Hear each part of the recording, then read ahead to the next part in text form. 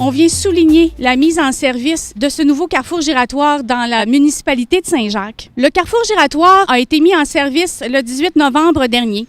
Alors, ce projet-là, c'est un projet, un investissement d'un peu plus de 2 millions pour la municipalité de Saint-Jacques et aussi pour l'ensemble des usagers. On parle d'à peu près 15 000 usagers de la route qui circulent dans ce secteur-là à tous les jours. Alors, un giratoire, ça vient sécuriser les déplacements et ça vient réduire aussi l'impact des accidents qui peuvent s'y produire. Ce projet-là s'est fait en 2 grandes phases. Alors, il y a eu une première phase de ce travaux qui s'est déroulée en 2016 et on a terminé il y a quelques jours de compléter les travaux pour un total de 18 semaines de travaux pour faire ce giratoire. On parle d'un giratoire de 60 mètres de diamètre.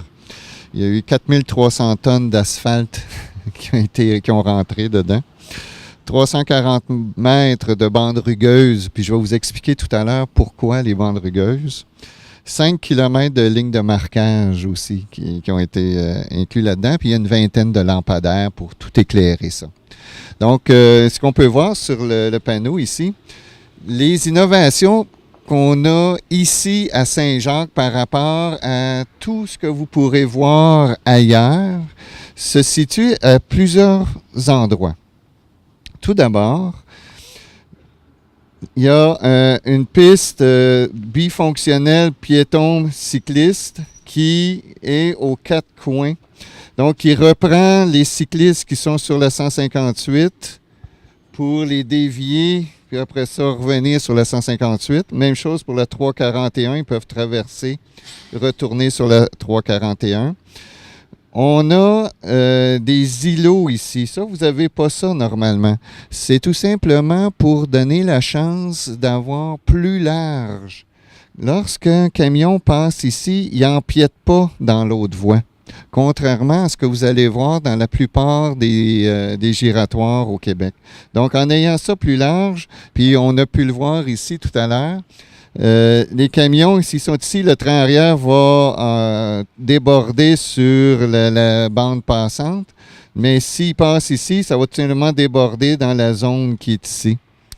Alors, c'est une des innovations importantes ici. Une chose aussi qu'on a remarqué dans l'utilisation des carrefours giratoires, c'est les changements de voie à l'intérieur du carrefour giratoire.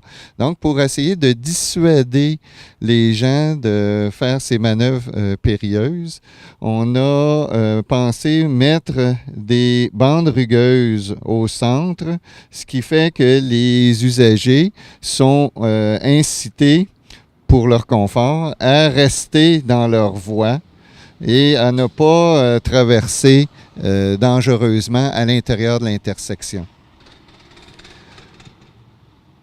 Ici, vous remarquez que c'est un giratoire qui est asymétrique. Donc, il y a 2 voies dans le sens de la 158 et une voie dans le sens de la 341, tout simplement dû à la différence de débit de véhicules. Donc, c'est pour ça que ça a justifié la différence de nombre de voies.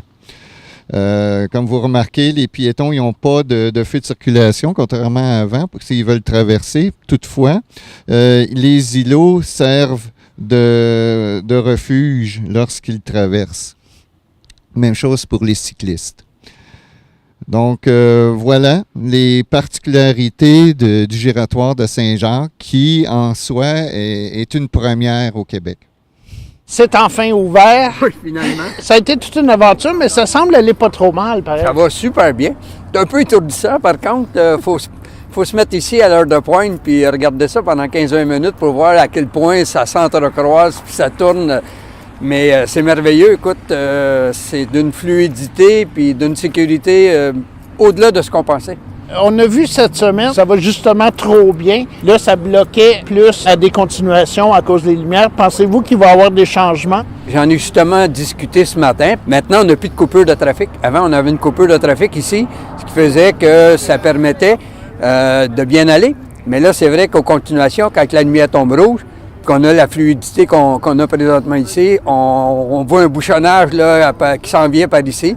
Fait que probablement qu'ils vont étudier le cas là, cette semaine ou la semaine prochaine puis qui vont ajuster les feux aux continuations. On avait aussi le même problème à Saint-Alexis. Mon ami le maire de Saint-Alexis me disait que aux heures de pointe, pour rentrer dans le village, pour ceux qui viennent de l'ouest, là, de Saint-Esprit, vu qu'il n'y a plus de coupure de trafic, il y a toujours du trafic, donc c'est très compliqué de rentrer dans le village.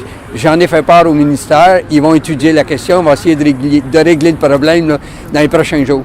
Le désir, c'était de diminuer les accidents graves, surtout. Effectivement, quand on rentre dans un carrefour giratoire, on ralentit, on n'arrête pas, mais on ralentit. Puis ça fait que si jamais il y a des accrochages, ça va être beaucoup moins dommageable, surtout pour les personnes. Généralement, les accidents, c'est causé par des conducteurs intrépides, malveillants ou qui ne sont pas à leur affaire. On ne va pas enlever ça. Là. C'est pas parce qu'on met un carrefour. On avait quand même des gens qui sautaient la lumière rouge avant. On va avoir encore des gens qui vont outrepasser les règlements. Mais ça permet quand même d'espérer qu'il n'y aura plus d'accidents graves au coin de Saint-Jacques, au coin de la 341 puis de la 158. Et dans ce sens-là, mais c'est vrai aussi que ça va créer plus de fluidité sur la route. Ici, là, même aux heures de pointe, là, on ne note plus aucun bouchonnage au carrefour. Bon, ben, on invite tout le monde à venir tourner à Saint-Jacques. C'est ça. C'est en plein ça.